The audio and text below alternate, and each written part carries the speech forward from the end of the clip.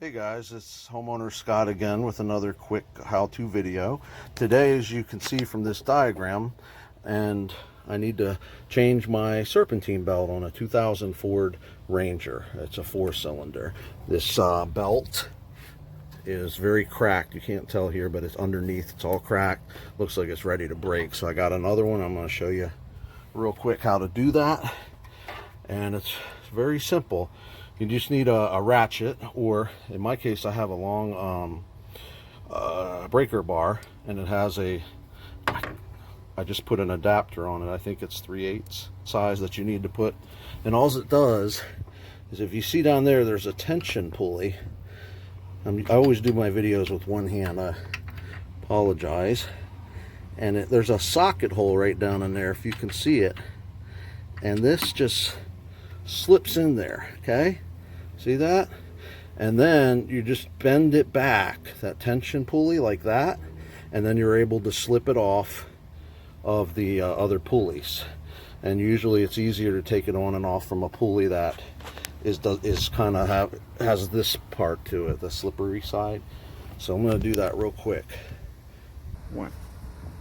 And I've even added a little extension on that to make it a little easier to kind of hold that back. Got my son holding the camera because I have to do this with two hands. Just slip it off. There we go. You see how it starts just coming off the other pulleys, like that, like that. And you let the tensioner back for now. And then this belt is going to have to go. I got to get this wrench back out of here. Comes back out of that hole.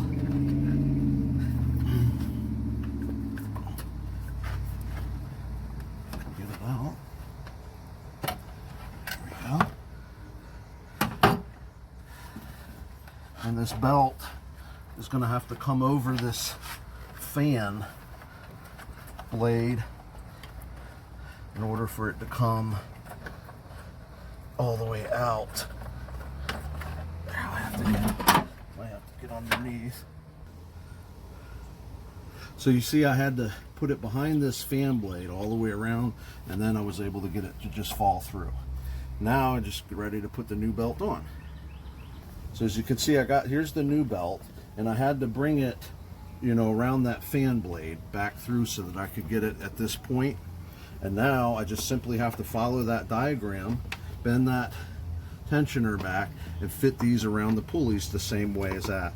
And you want to make sure that the belt sits in between these pulleys really nice so that it doesn't rip when the pulleys are going. You can check your pulleys too while you're here to make sure none of them are, bad.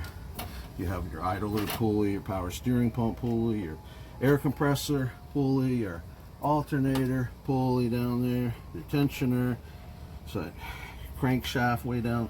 So you just make sure it goes the right way and make sure your belt's right, or you could rip along the whole side of it. I've seen that happen before. Alright guys, so I was able to get the belt back on everything, and it came out great. I did have to move back this intake. I had to just unscrew right here and push it back a little bit so that I had more room to have that wrench back, so that, because the new belt is much, it's newer, so it's much tighter than the old one that's stretched.